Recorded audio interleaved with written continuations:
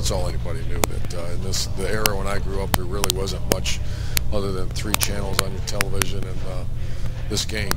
And it was Bo Schembechler, Woody Hayes, Pete Johnson, Archie Griffin, and that's all. I mean, I remember the games. I remember it coming down the pipe. I remember everybody talking about it, and so it's incredible memories growing up. And then when I was hired by Earl Bruce, obviously his passion for this game and understanding of this game was intense. I remember that very well.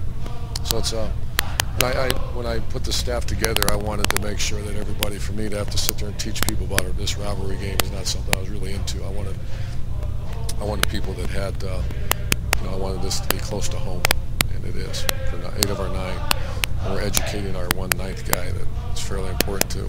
That's Everett Withers. I just met with the defensive staff because I haven't watched them. I'll do that tonight and tomorrow, and I know Denard. I recruited him. I have great respect for him as a person and as an athlete. He's one of the finest athletes in America, so you better know he's at it every snap. And I think he'll probably be able to throw that ball well enough out of some. I know they have something waiting, so we have to be ready for it. Our kids are focused, and this team right here is the team meeting room, and it's electric in here when you start talking about this game, where we're at right now, and will we be defined by this one game? You usually are. I mean, regardless of what happens, this is the game. So our kids know that, our coaches know that, but that doesn't change anything we do. Once again, I guess I'm not equipped to answer that yet. I haven't studied them enough. Luke Fickell and those guys when you talk to them well, but I think that I don't think they're that dissimilar. Like a Tebow and Chris Leak were just completely different players. She had 2 different packages. I don't think they're going to have very different packages for it. Well, no one's had greater success than Jim Tressel, so I have members of my staff who are on his staff, so I did some research, and obviously it's our program, but once again, I'm going to utilize anything I can. And so we had a couple of those that you're talking about that I learned from the previous coaches that coached here. And so we did that during training camp. Just think the constant, there's reminders all over this facility about what's going on, so that ought to enhance the competitive spirit, as opposed if you're playing a team that, just another team on the schedule, which it's as a coach, that's where you need all the motivation and techniques. I would say throwing Gatorade bottles against the windows, or getting things going. It's not against this one. The pregame speech isn't going to get these kids fired up to play this game. So that's where a lot of people get confused, saying, "Hey, what are you going to do special for this week? We got to get really good on offense, defense, and kicking. That's what we're going to do special." It's not going to be a whole bunch of conversation, because it is what it is. We have more conversations about games that aren't quite as appealing, because you're dealing with the competitive spirit of kids. If we have to motivate them for this one, we wouldn't be 11-0. Those kids could have all went wherever they wanted to go. I still remember that day when we walked in and he said, "You're not going to bowl game." And I thought, "We're not what?" It's right there as well. And then my mind started thinking about this year's team. So those seniors, if I remember right, if I read these rules right, they can leave, they can pick up and go without punishment. So I called a team meeting within 15 minutes. We had one. I kept the seniors after. I had no idea who they were. They didn't know me. So it was a leap of faith. But I think it was also their love for their school. When you look at these kids, now that I know them, I know exactly why they stayed. It's for the love of Ohio State. And it's really cool in this day and age to witness that. And we're forever indebted to them, because they didn't have to do what they did. I should say that, because they didn't. They certainly didn't owe Urban Meyer or this coaching staff a thing. But their love of this university was very apparent that day.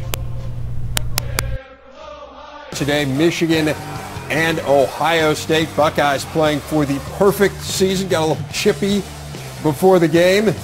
There's Devin Gardner to Roy Roundtree, and Roy Roundtree is gone. The longest passing play of the year for the Wolverines. And after Ohio State had taken the early lead, Roundtree goes 75 yards to tie it up at 7. Second quarter, Buckeyes down by 4. Braxton Miller to Philly Brown for the touchdown. 14 yards on that one. Buckeyes up 17-14. Miller was 14 of 18 in this game, but look out for Denard. 122 rushing yards, 67 on that play, 21-17 Michigan. That was late in the first half. Ohio State got a field goal to cut it to 1. Fourth quarter, the fumble by Devin Gardner.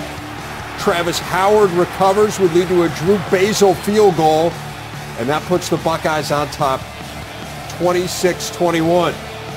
Late fourth quarter. Pass is intercepted by C.J. Barnett. Disappointment for Gardner. Celebration for the Buckeyes, who do indeed finish off the perfect season. And that puts Urban Meyer in some impressive company. 12 wins without the benefit of a bowl game. Remember, that is tied for the most wins in the first season for any Big Ten coach. With Brett Bielema, he did it back in 2006. You see Brady Hoke among those on the list after winning 11 last season. Pretty impressive by Urban Meyer and the Buckeyes. Yeah, really impressive. And, you know, at times this year, I didn't think the defense played up to their potential, and they didn't have John Simon today. A second-half performance by Ohio State defense is pretty impressive. Really an Ohio State team that's been impressive all year. Hasn't always played at the highest levels on both sides of the football, but found ways to win each and every game. When you look at the Michigan team, particularly in this game, 4 turnovers, 3 fumbles, 1 interception, going on the road. It's tough to beat anybody like that.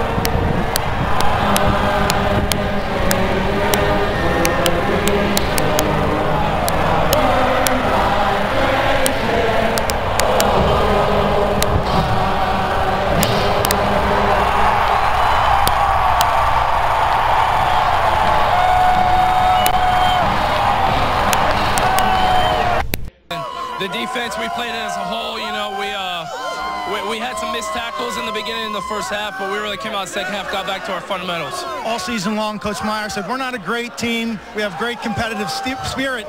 Today, he changed that up. He says, we're 12-0. We're great. How do you best describe this team? We're a great team. We refuse to lose all year. We're so close. It's the closest team I've ever been a part of, and we just won't lose. I mean, I love these guys to death, and all of us would go through anything for anyone on the team. Your dad was a Wolverine. I met him today. You grew up in this rivalry. What's it like now getting the victory? There's not a better feeling in the world. You know, your whole year is made. You know, we're lost on winning or losing this game, and there's no better feeling, especially being senior day, going out with this win. Thanks, Zach. Thank you. Most important thank you goes to our senior class. The selfless group I've ever been around, most selfless group I've ever been around. Guys that the indicators are things like Zach Bourne moving over, Sabino breaking his leg, having a variety of different options how to get it done. The option was get back as soon as possible, played with a plate in his leg, and then John Simon, our heart and soul, who we are as a 2012 football team. It's John Simon. And I had a bad feeling early in the week when I saw his knee. It was a burst. It's not the structural issue. It's just the swelling that we couldn't get out. And my man was in the training room early in the morning until late at night doing everything he could. And when they DQ'd him, that was we played it like a possessed group on defense. I know why. It's because our brother was down and we presented him the game ball, which was deserving. So a lot of great efforts. I'll certainly ask any questions. I thought Carlos Hyde is developing one of the best backs in the country. He's a powerful guy. He's come a long way. In our quarterback, I thought, 14 of 18 for almost 200 yards against, #1 pass defense in America. He played his heart out as well. So with that said, I'll answer any questions for you. Very emotional time, and obviously this is the state I grew up in. This is the state that I made a comment on last November, December, whenever it was, that our objective is to make the great state of Ohio proud. I imagine tonight there's a lot of people in this great state very proud of what their football team. No one else is. This is the state of Ohio's football team, and I'm sure they're very proud. The other thing is my two daughters came back, and that's all I kept. I was trying to find them. Obviously, the nut job students won't let me find anybody, so that's okay. But to be with my wife and children on that field is something special.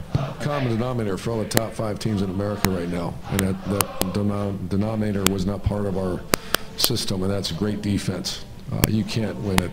You see the top teams getting ready to go play for championships, and I've been blessed to be part of a couple teams with championships, and the common denominator is not rushing yardage, passing yardage, block punts, whatever it is. It's great defense. And I'd say at this point in time, Ohio State could go play with anybody in America. Urban, as proud as you are of your senior class, I'm curious what you think of your freshman class, especially Adolphus, Noah Spence, Tommy Shutt, guys that had to play a lot on defense with John being out, and maybe their impact on the game. Well, Mike Bennett, I don't know how he played, but Mike Bennett was a big part as well, and he's only a sophomore, I think, so he has 2 more years. But those guys, sometimes you recruit guys that are overrated. The names you just mentioned are not overrated. They're going to be great players here. They're going to be great players here, and I appreciate the effort. They're great. On top of it, wonderful people. A bunch of recruits in the meeting room again. The whole theme this week is go where the error is rare. The last door is a big one. Open it up, kick it open, do what you got to do to get through that door. Once you're in there, it smells different, it tastes different, it looks different. And I'm hoping our guys get that taste and they want to go do it again. Because once you taste that, it tastes really good. And so the foundation, I think, is strong. We're going to lose some really good players. Really good players and really good people. Even the ones that weren't the star players, Zach Damacones and Stu Smiths of the world, the Taylor Rices of the world, someone's got to pick up the slack when they leave us. I don't know enough. I think we're at this point, like I said, the quote I like out there is that I think this team could play and compete with any team in the United States of America as of now. I didn't say that several weeks ago because we couldn't. I understand, but I'm not going to get into the what ifs, and can't control what you can't control. What if we did this? What if we would have done this? We're 12-0. I'm going to see to it that when you walk in that Woody Hayes facility, this team will never be forgotten, because that was that they deserve that.